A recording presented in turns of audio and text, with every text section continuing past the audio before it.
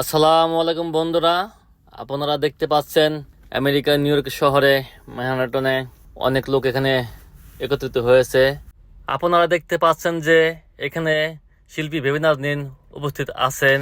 বাংলাদেশে যে বর্তমান অবস্থা চলছে কোঠা আন্দোলন, তার জন্য তো দেশে যে ছাত্রদের মেরে ফেলা হচ্ছে, তো তার প্রতিবাদ এখানে করা হচ্ছে। আসলে আমরা যারা প্রবাসী আছি তারা দেশকে এবং দেশের মানুষকে অনেক অনেক ভালোবাসি। আমরা কেউই চাই না যে কোনো মানুষ কোনো মানুষকে মেরে ফেলুক।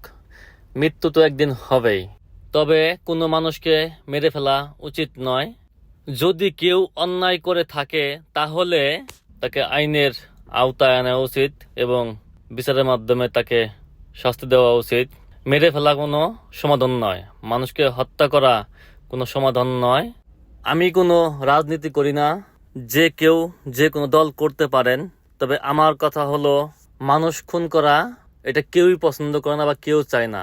আজকে যার আত্মীয় মারা গেছে বা যার সন্তান মারা গেছে, সেই তার কষ্ট বুঝে, তার যন্ত্রণা বুঝে, যে স্বজন হারানো, আত্মীয় হারানো, সন্তান হারানো কি যে ব্যথা, কি যে যন্ত্রণা, এটা অন্য কেউ বুঝবে না।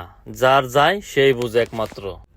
আপনাদের সবার কাছে আমার আকুল আবেদন, আপনারা কেউ আইন হাতে তুলে নেবেন না এবং বাংলাদেশের পুলিশ বাহিনীর প্রতি আমার বিনীত অনুরোধ, পুলিশ ভাইয়েরা আপনারা দয়া করে কোনো নিরস্ত্র ছাত্রছাত্রীর বুকে গুলি চালাবেন না।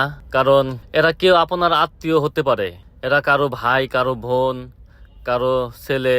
পুলিশ ভাইয়েরা যদি আপনারা মনে করেন যে কেউ অন্যায় করেছে, তাহলে তাকে অ্যারেস্ট করতে পারেন, জেলে দিতে পারেন। তবে দয়া করে প্লিজ প্লিজ কাউকে হত্যা করবেন না বা কারো বুকে গুলি চালাবেন না। আমি বিশ্বাস করি আপনারা এই কাজটি করবেন না। আপনাদের প্রতি সম্মান রেখেই বলছি। সমস্ত পুলিশ বাহিনীর কাছে আমার অনুরোধ রইল, আশা করি আপনারা বিবেচনা করে দেখবেন। এবং যারা রাজনীতি করেন, যে কোনো দলে করেন, কোনো রাজনৈতিক দলের পক্ষে আমার বক্তব্য না, কার পক্ষে বিপক্ষে নয়। আমরা প্রবাসী, দেশকে ভালোবাসি, দেশের মানুষকে ভালোবাসি। আশা করি পুলিশ বাহিনী, পুলিশ ভাই ও বোনেরা আপনারা সঠিক বিবেচনা করে কাজ করবেন, যাতে দেশে শান্তি বজায় থাকে এবং দেশের মানুষ শান্তিতে এবং সুখে বসবাস করতে পারে।